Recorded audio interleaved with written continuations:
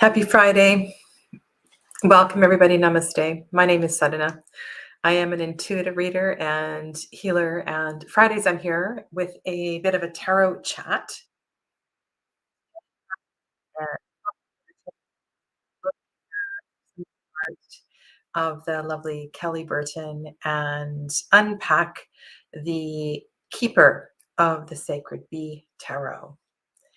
And this particular deck that we're going to look at today is the third and final deck in the Sacred Bee series. And this, I'm going to say these two decks, so the Journey of the Sacred Bee Tarot deck, as well as the Oracle deck, have been absolutely brilliant to work with, and I'm really looking forward to spending a little bit of time getting to know this new deck.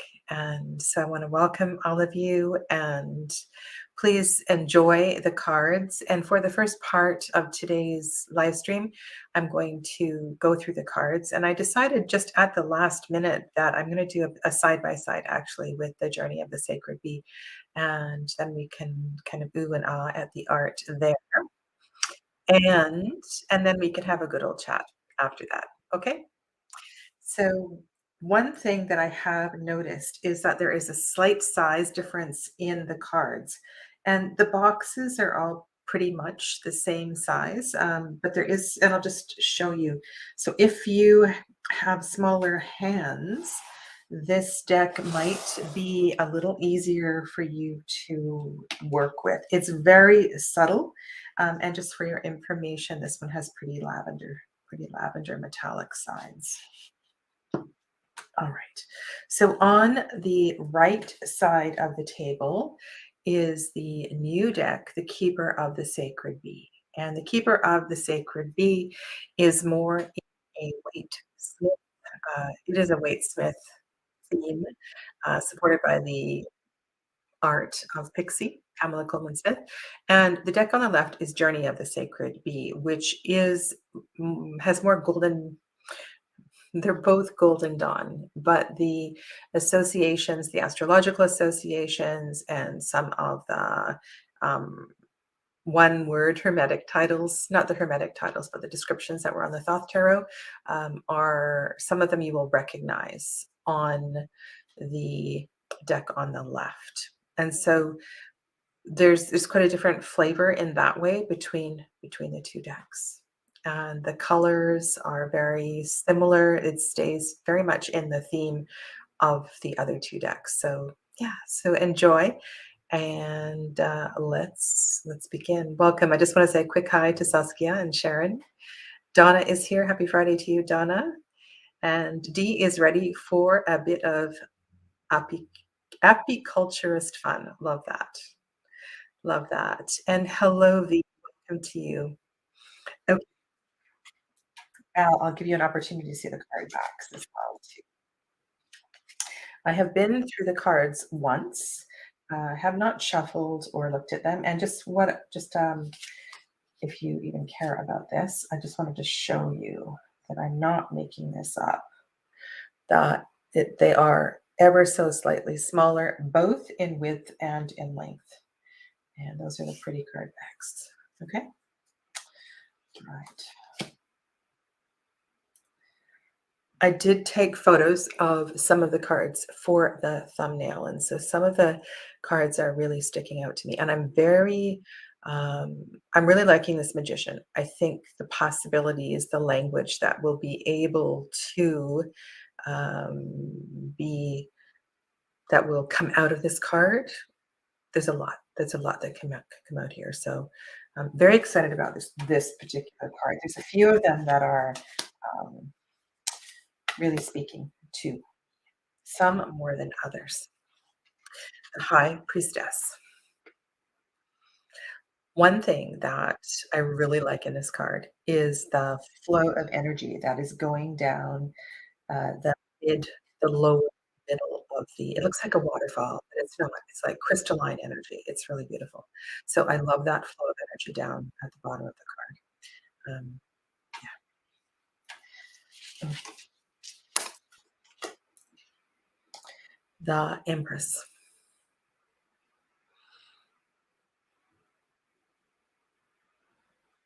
And it's interesting, I read a little bit in the Little White Book, and Kelly Burton, the creator of these decks, um, she does. She sticks to her Golden Dawn flavor, describing planetary associations and things like that. And,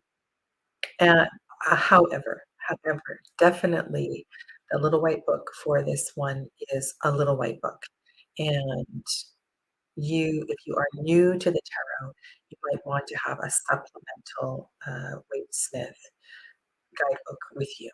Okay, it truly is a Little White Book. It's a lot less information that you get in the Little White Book that accompanies this deck. This is quite a stunning card. The colors are so gorgeous, actually. And one thing, when we look at the postcards, I just want to check out the saturation of the colors because the postcards, maybe it's just my imagination. The postcards look to be a slightly different color. This is a very cool interpretation of the Hierophant. So we see the beekeeper. Love the wings that are in the background and the shape that the swarm of bees is creating. That's really cool. And then the two subjects in the foreground. Just imagine the something I've been thinking about as I've been working with these decks is as always, the relationship between the humans that work with the bees and the bees themselves. And somebody who is a beekeeper, a full-time beekeeper, must absolutely have some kind of sacred connection with the animals. Hmm.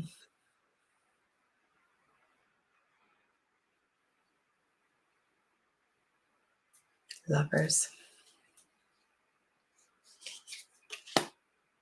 I have to tell you that my Thoth-inspired deep dive has taken me down so many, many rabbit holes, as well as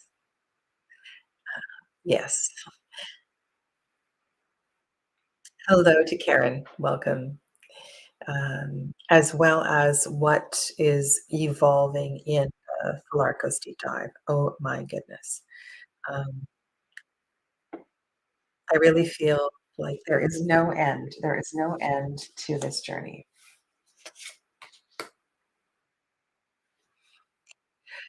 It is very, very cool, how the swarm of bees is drawn in the shape of looks like a wolf to me. I think it's supposed to be a lion.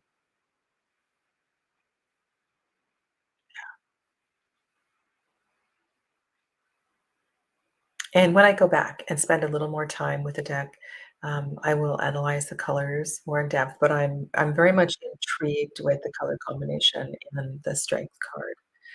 The blue for the feminine energy, the red for the blue for the receptive energy, the red and orange for the active energy. Kinda like that card. This is my, Leo card, right? Important card. Now I'm very, very I put this, I took a few photos of this card, actually. This is a very stunning card. The colors, the deep purples.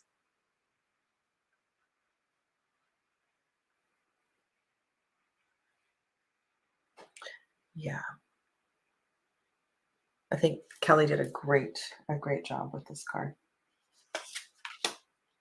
For those of you that have been working with, um I wanna say that, this deck might not be for everyone, and you might, depending on what, flavor of decks you are working with these days, one of these might speak to you more loudly than the other.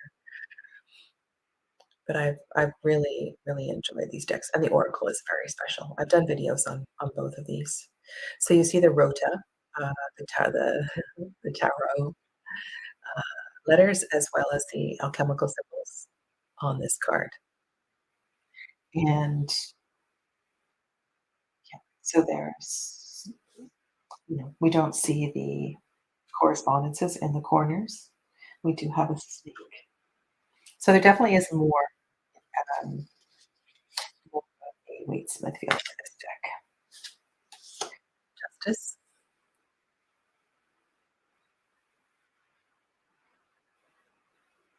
It almost looks as if, she's in a cathedral, and the purple behind I know the Waite-Smith deck, the veil to me and depending on the iteration that you have, has a purple veil, which to me is, I love that how that color shows up. It looks gray in some versions of the deck, but purple, of course, is a blend of blue and red, and if you think about that in terms of the Temperance card, it makes so much sense.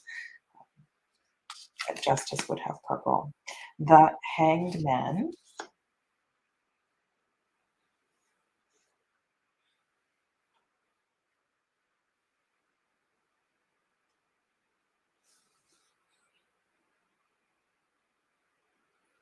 hmm,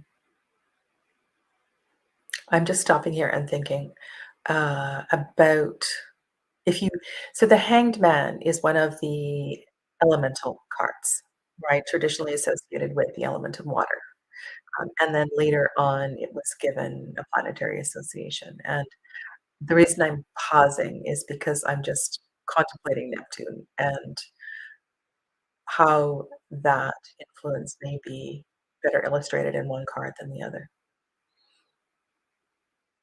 But Kelly did a great job in picking up on, um, like, the position of the legs and everything, the hands behind the back. Looks very much like a Waite-Smith deck, and this is a gorgeous card. 13 Death.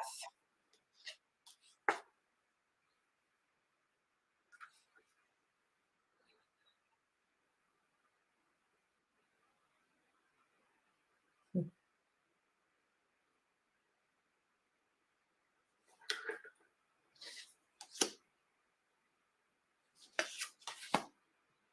Temperance. This one I'm gonna sit with. There's a lot that's going on in this card, um, and the energy is moving. We do have, um so in the background, we have a wheel of sorts. I'm not sure if you're seeing a rainbow. The symbols one of the things that I know that Kelly mentioned in her interview with Jonathan Daly, Jonathan had her on a couple of days ago, I think it was on Tuesday on his channel, and if somebody wants to link the interview with Kelly on Jonathan's channel in the chat, that's fine. She said that there are a lot of Easter eggs in this deck, and I have a feeling that this particular card is gonna be full of them.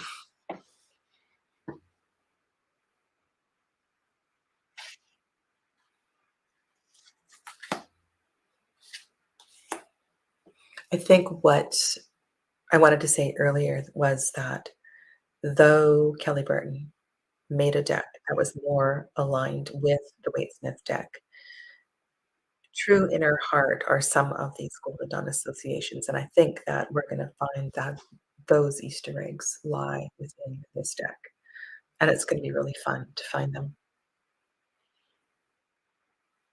Fascinating that we have a lotus in the devil card. That is I don't think I've ever seen a lotus in a devil card. And of course, the lotus is now let's think about this for a second here. Lotus, Manipura, um,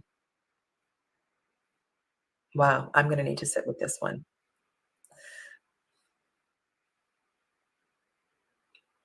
Mm, uh, because Manipura for the solar plexus chakra means, the jewel, and I'm just wondering why the lotus is here. I know it is a generic symbol of transformation. One of the things that I have been talking with yeah, it could be an astro lab behind the temperance, you're right. Um, one of the things I've been talking about in a couple of the classes that I'm teaching has to do with symbology, And oh, great. Thank you, Donna. So, yeah, please go and have a look at if you're interested in the deck. The interview with Kelly there on Jonathan's channel. Jonathan is a wonderful creator on YouTube. Does great readings. Very artistic in the jewelry department as well too. What I was going to say with symbology, is that while there are associations through an abundance of cultures and mythologies, and these archetypes have inherent meanings depending on where you're coming from, that the symbols don't belong to any one culture. Oh, hi, Jonathan. Aloha.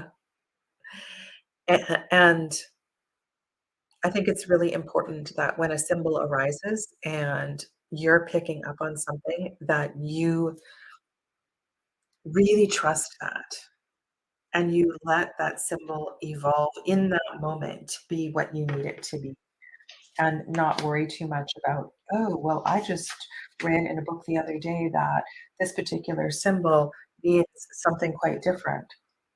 That that this is the art, of reading the tarot. It's going to change and evolve as you change and evolve and grow as a reader. Absolutely love the star card. And I just want to pause and show you the larger picture of the star card. Ooh, I have the hermit as well too. This is the postcard of the star, or the print. It's just stunning. Look at those colors.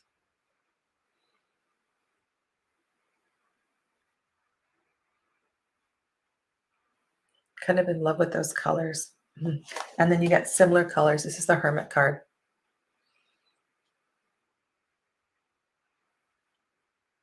It's just beautiful. Jonathan says, my ears were burning. Yeah. Okay, let's go on. And we have the moon, la luna.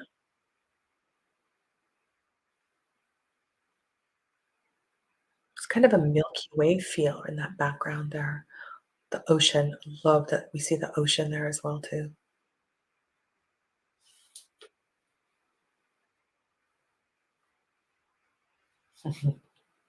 And the star, we also have an 8-pointed star in the moon card. Okay, so that is another level back. The sun.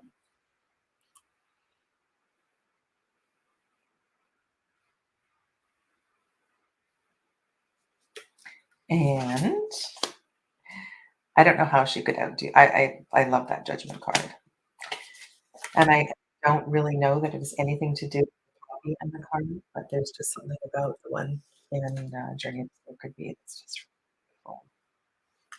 Now that stained glass that's in the background of Judgment is quite extraordinary. Beautiful.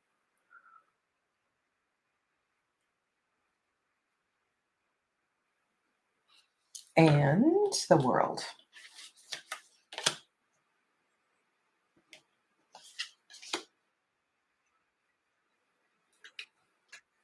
Okay. What I would like to do is I'm not going to do a side by side for the rest of the deck because I would like to go through and look at all of the aces together and so forth. So if you would like an entire side by side, you let me know and I can do that at a later date. I don't know.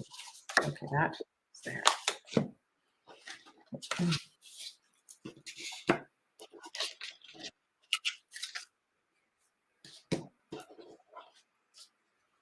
And I will back off the camera for you in just a second. I think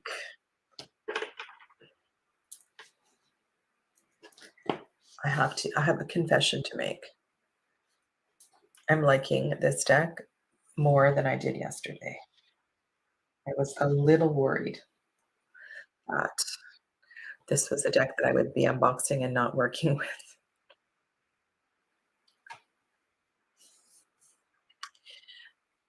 Yes, I do, Jonathan. I have all 3 of them, and I thought at the end of the day today, we could do some sort of a poll.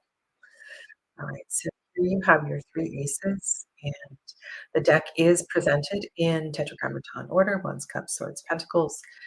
Um, it's laid out very much, everything's very familiar in that regard. We do see hands presenting each of these, and I'm just checking. So the active suits are right hands. Cup is a right hand. Interesting. They're all right hands.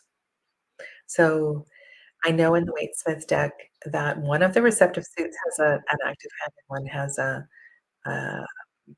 receptive hand. That's something I always like to look at. And I think that comes through Marseille, Tarot de Marseille, because I can't remember which deck it was or which chat it was, but I've really come to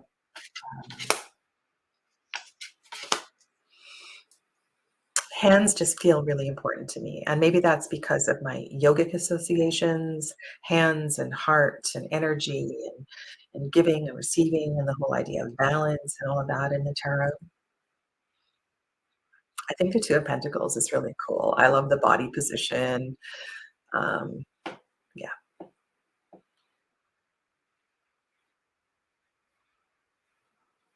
the colors are really, really gorgeous. Now, here is a question. Is there, that I think the decks, her decks have a flavor. The decks themselves have what I'm gonna say, rather than suits taking on a particular energy or color, the deck itself has has color themes, and I think that would be interesting also. So one of the things I'm going to do, as I'm creating some workshops, and these workshops will be 2.5 to 3-hour workshops, and what I'm gonna do is work with a few different decks, and we're going to look at cards that are all associated with the moon. And I'm going to start with the moon. So the first workshop will be 2.5 hours of cards that are associated with the moon. And why this is coming to mind is because um, I'm a little confused about the colors that we are seeing in the Two of Pentacles. So, Two of Pentacles is cardinal discs, right? Cardinal earth. And I was just thinking that that is not Mars,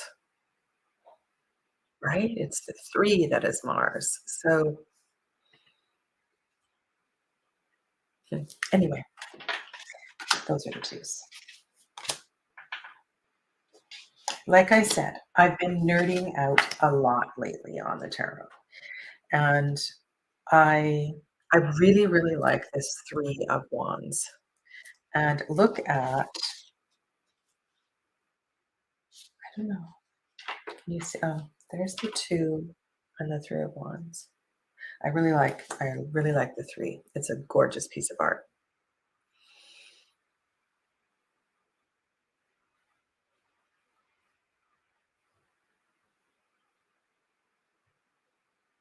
Yeah, and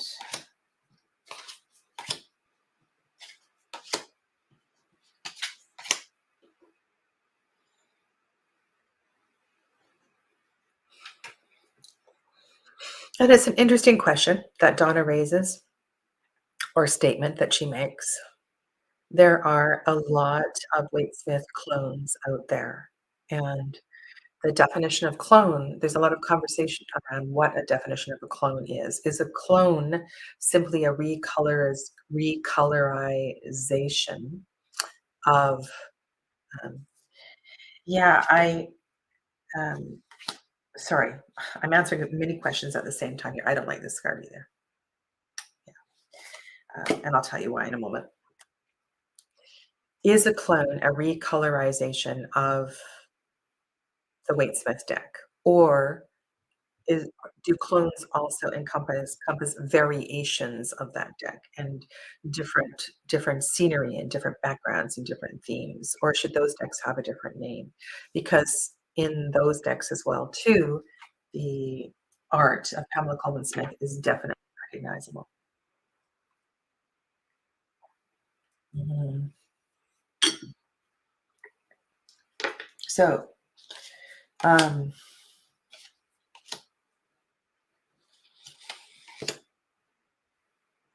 the intention, I believe, was to have one deck that was Thoth inspired.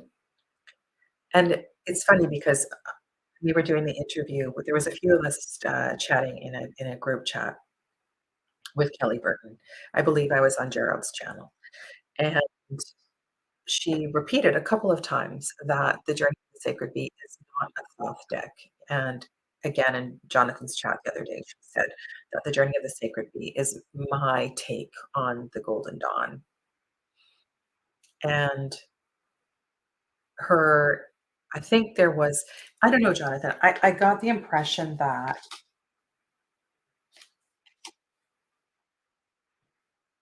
as part of this trilogy of decks, not so much as in an honoring of Pamela Colman Smith, but in, um, perhaps having something for everyone, that this deck was created. The Six of Cups is very sweet. Very, very sweet.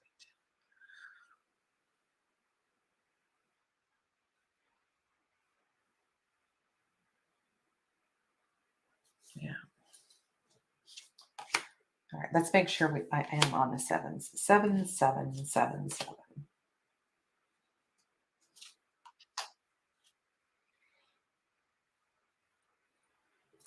7 of Cups. That is very intense coloring. Very intense.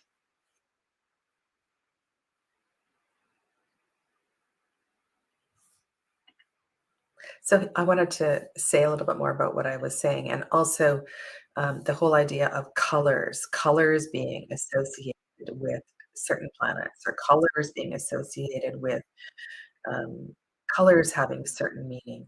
I think that there is room for poetic licenses there as well too. Because when you look at the intensity of the blue that is in the Seven of Cups, what does it make you think of?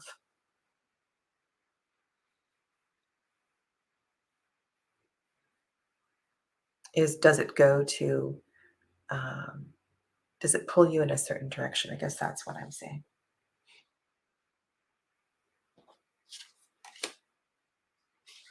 All right, and then eight.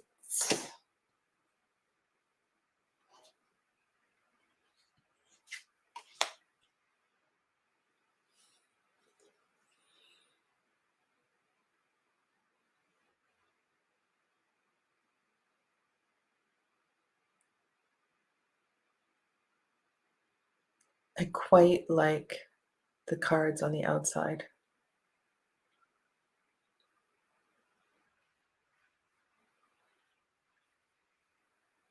You know, I was thinking I have been working doing a lot of study of the tarot lately.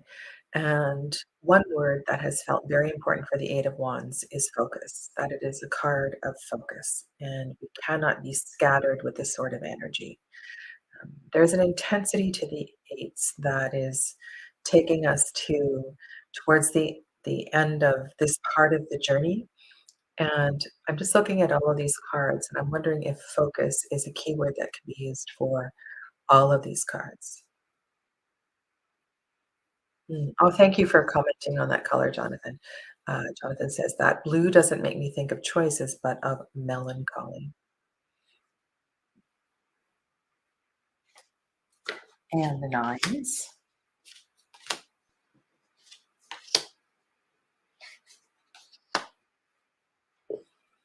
And by the way, I've had a couple emails back and forth from the We Moon publishing company, and at the end, I'm going to comment on that.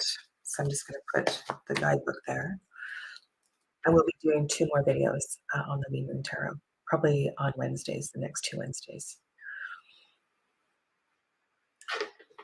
And tens.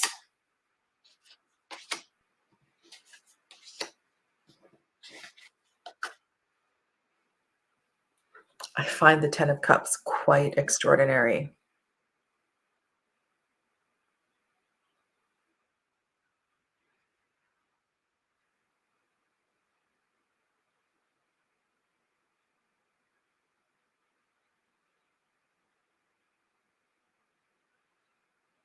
And I appreciate you chiming in here, Donna, because I think that this, uh, I think the word inspired is better, Waitsmith inspired. But I hear a lot of YouTube content creators using the word clone when indeed there is a lot of poetic license with the intention of the card. While some of the cards, like the Three of Swords, might look exactly like Pixie's art, others don't at all. So just wondered what you all thought about that. And then we go to the court cards, and we don't have pages, we have princesses.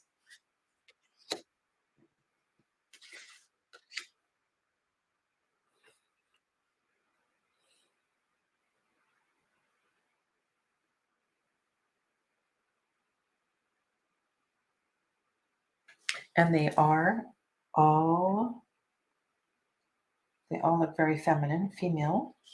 Obviously, it says princess, so I guess it has to be. And then the knights. The knights are all bees. And the bees are with the symbol of the element for the suit.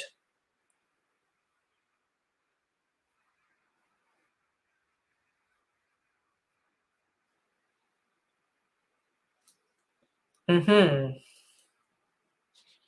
And then queens.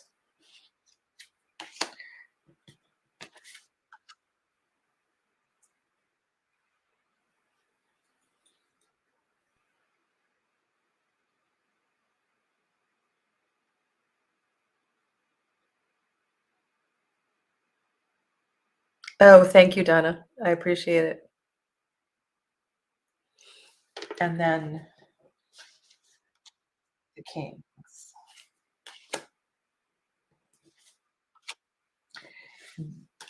I I like the kings. There's something about these cards that I think these ones are really good. Very well done. All right, so let me show you. Um, I just want to show you the difference between, where did I put it? I want to show you the difference between the 2 little white books. Oh, wait, I don't even, oh, Sadhana. Okay. Well, if you have Journey of the Sacred Bee, I wonder if I have it here somewhere. I do. There we go. Okay. So what I want to show you is the difference between the 2 little white books. So they look about the same size, but they're laid out quite differently. Okay. So this is the way the major arcana, the descriptions for the major arcana are. So there's one page and there is a description, quick keys, and a reverse message. Whereas in this little book, you have a picture, a description of the art below it. So it's laid out quite differently. So there are no pictures in this book. But what this book does have is at the front, actually. There's some really cool spreads. And I thought that we could do one of those today. So if you want to get a deck and start shuffling it, we can do that. Yeah. So that is the difference between these 2 books. Okay. And Jonathan, did you feel that these cards are smaller than Journey of the Sacred Bee? Just wondering. Yeah. Okay.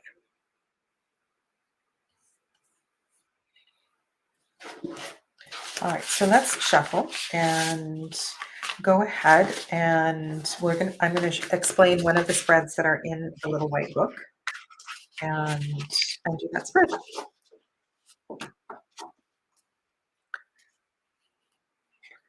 And you can see me shuffling this deck for the first time. Beautiful. Okay, put the camera down a little bit so you can see.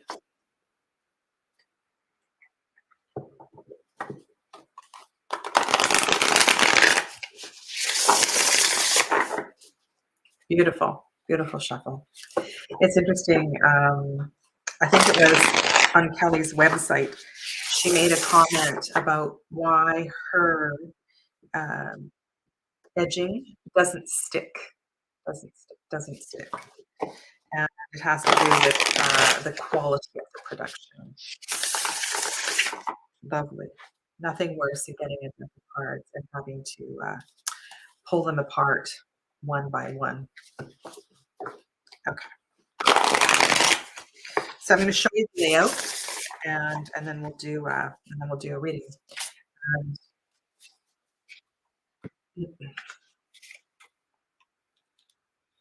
Okay. So the one that I would like to try is not the Fearless Seeker. The third one. The spread is called Answer the Calling. It is a 6-card spread. This spread helps to clarify a calling and gives advice on how to respond to it. And if anybody has a question about a calling, I'm happy to personalize this for you.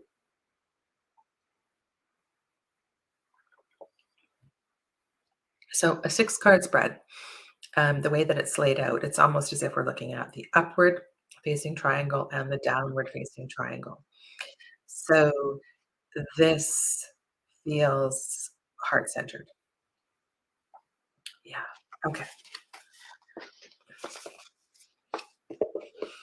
And I will lay out the cards and give you the order. So the top the upward facing triangle is cards 1, 2, and 3, and the downward facing triangle is cards 4, 5, and 6.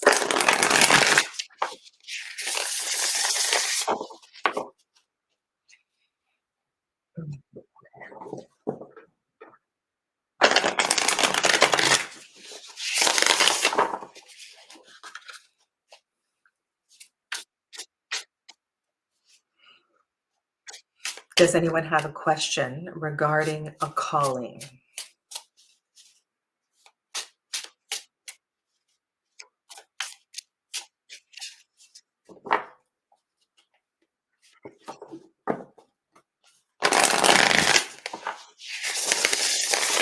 So while one of you gets brave enough to put a question in the chat, I'm going to show you a few of the other goodies in the bag. So I showed you these large art cards already.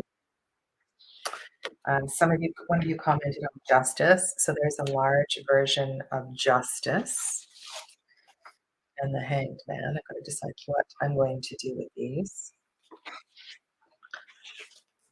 And strength.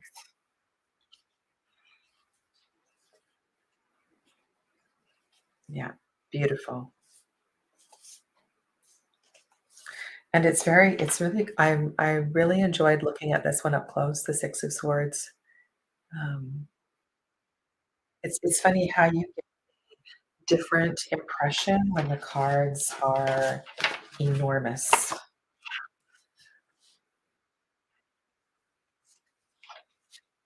That's the thank you card.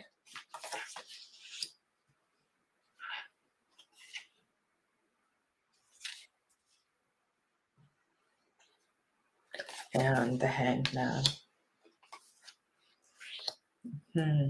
and there were stickers and bookmarks and a bag and another stand. I have an abundance of these now.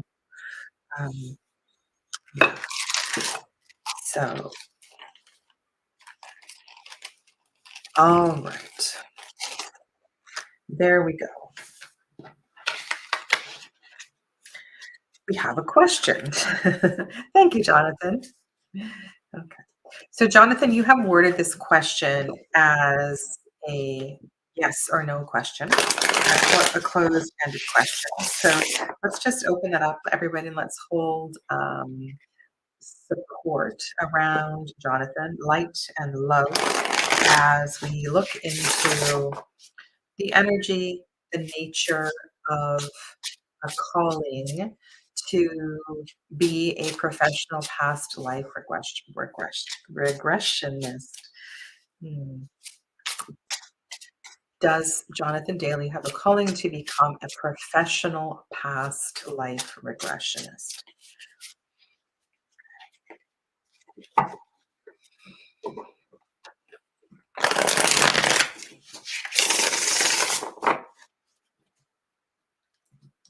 Just sit and shuffle these now. So the cards are going to go uh, 1,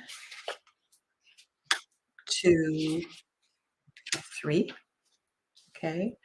So I'm going to back off the camera. 1, 2, 3, 4, 5, and 6.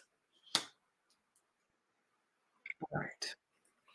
Card 1, the nature of the calling, the focus of change, the major energy being communicated. And me, I think that this is actually, I would say, Jonathan, this is a huge yes card, getting the card of nostalgia as number 1 um, in response to this. Thank you, Karen. Isn't that right? Don't you agree? Like, to get the 6 of Cups as the initial response. Now, the other thing that I find very uncanny here is, I know we'll be looking for sixes, but this is a 6-card reading in the shape of the hexagram, sort of, right? If we could put this together and make it look like that. So there's something quite remarkable here. The second position is the spiritual response, and the third position is the intellectual response. So we're also not only are we looking at an upward facing triangle, but we're looking at higher chakra energies as well too. And I think that with this spread, I've done lots of spreads in this particular shape. We can build this in. All right. So the second card is the spiritual response, and we have the 9 of Pentacles.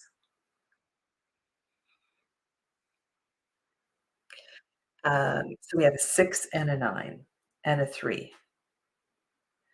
The numbers, just the numbers, Jonathan, feel very divine. So that's I think the first card, the numerology feels very special, right? And 3 plus, uh, 9 to 6 is 15 to 18, and 1 plus 8 is 9. So just the first upper 3 cards feel like it's a big yes. We have the 3 of Wands. So the development of this already feels like it's on its way. And with the 9 of Pentacles showing there as part of so the second card is the spiritual response. This is the intellectual response. I I just wanted to say that the um, physical grounding energy of the practice feels really important. It's almost as if with number 2, the spiritual response being a pentacle card is a reminder to have when you have a routine and you have a practice with your clients, the um, the grounding component is really feels really important and essential. There's um, and I feel like it also shows a richness a richness of the possibilities of what you are doing. Number 4, the emotional response. The emotional response. Knight of Pentacles.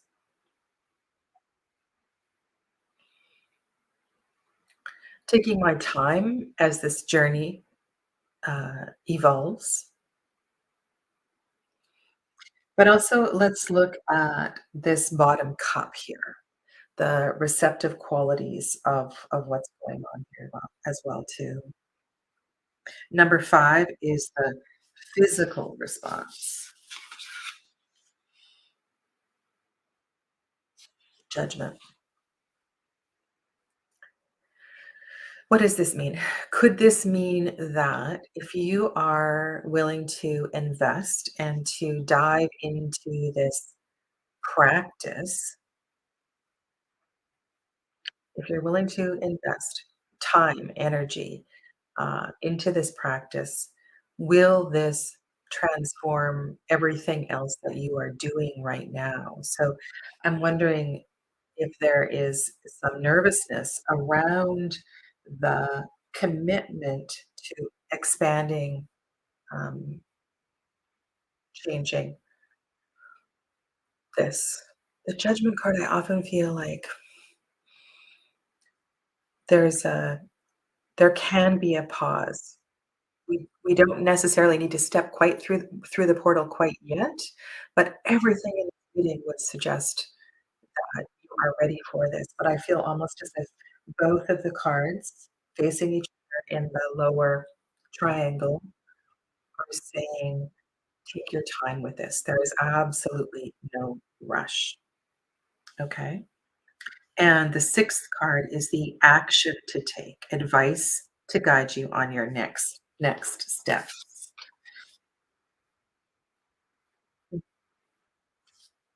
7 of Cups, and you described this color as melancholy. 7 of Cups. Now, I think this is also quite an apropos card to have here.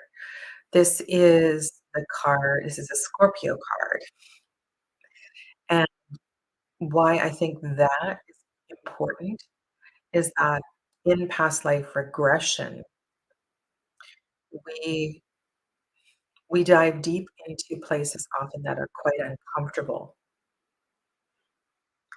And to me, in this particular with this particular question, this feels like another confirming response. Because we don't just wanna wander into past life regression, to find out who our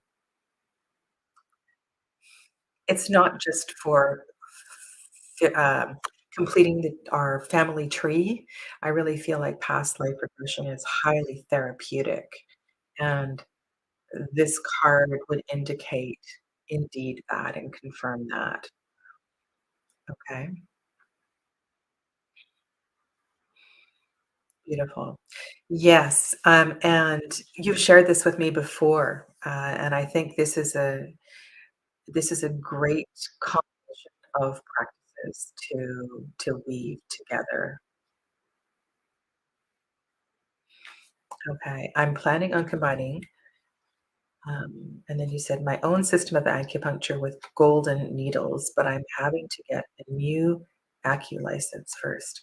And I know that takes time and red tape and money and all kinds of things.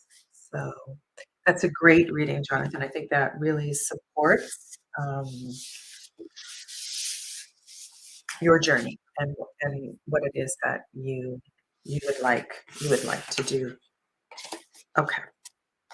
So now for our final little hurrah today, other than um, commenting on the wee moon and what I learned, let's shuffle the cards for all 3 decks and do a reading for the collective. Okay.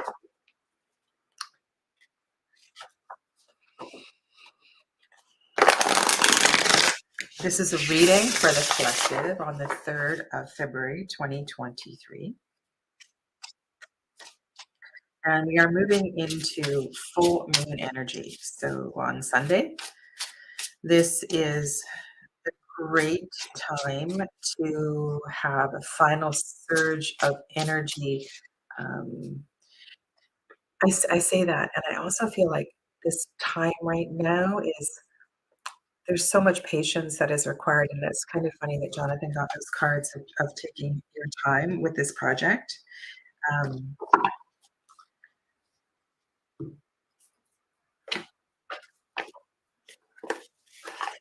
However, in the energy just before the full moon, we have an opportunity um, to make a grand gesture to it's like the last step to put in one more bit of effort.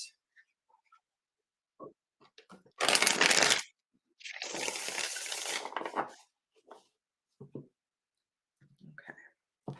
I think I will put the oracle in the middle.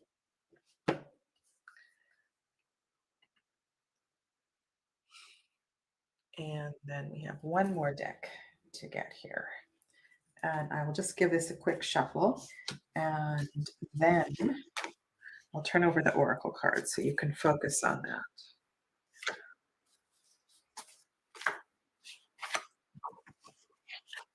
Okay. All right. The oracle card is the suit of water. And the keyword is reverent.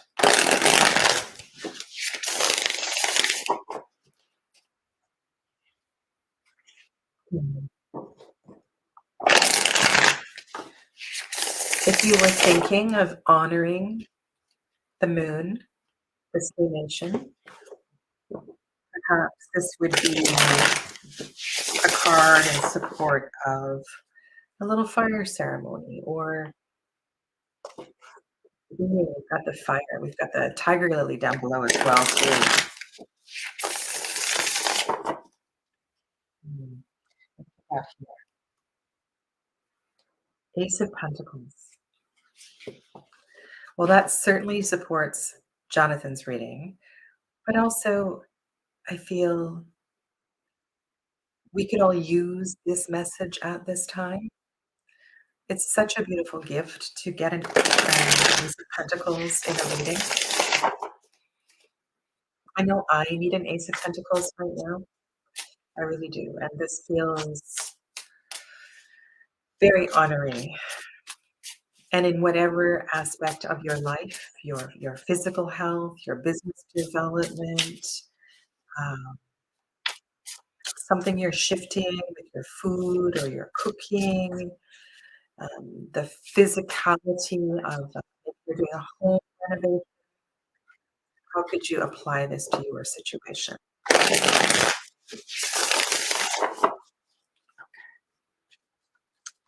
Cut. And then you can see all three decks together. Strength. Mm. Ace of Pentacles, strength, and reverence. I'm going to put those three cards on my altar. And Karen, you certainly need strength. And I think that's a very good message for what does that feel good? It feels good. And I think the strength card here is one of that inner knowing is so important and trusting your unique gift for whatever it is you're planning to share. Mhm. And so Jonathan's response to this reading is to focus on getting his guided meditation skills up to par with his acupuncture training. Mhm. And honestly, Jonathan, it just takes practice and to I have found because every Monday night I do a guided meditation on Zoom. And I've been doing this for so long that it just kind of flows. And this is no different than doing readings. We need to get the words out of our mouth, and if we stumble over them, let that be, but just it's about practicing them and feeling inspired by something you see or something you touch or something that happened during your day. It's really beautiful. Yeah, look at all those red flowers. Thank you, Karen. It is, and there's others in the chat as well too that are YouTube creators, and it is, um, it's not as easy as it looks. There's a lot that goes on behind the scenes.